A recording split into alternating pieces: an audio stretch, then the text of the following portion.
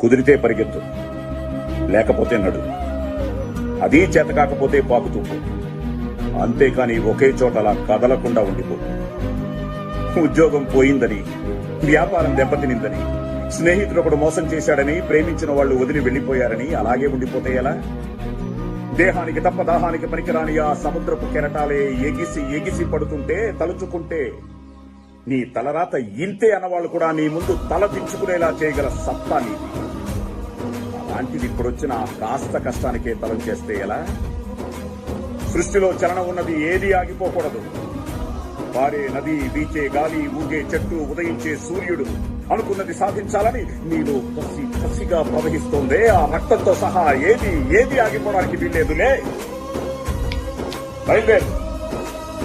నిన్ను కథల్నివ్వకుండా చేసిన ఆ మానసిక బాధల సంఖ్యలను తెచ్చేస్తూ చోటు నుండి పరుగు మొదలుపెట్టు.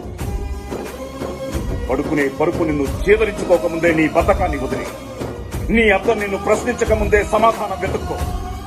నీ నీడ నిన్ను వదిలేయక ముందే వెలుతుల్లోకి వచ్చాయి. మళ్లీ చెప్తున్నా, కన్నీళ్లు కారిస్తే కాదు, చెమట చుక్క చిందిస్తేనే చరిత్ర రాయగలమని తెలుసుకో.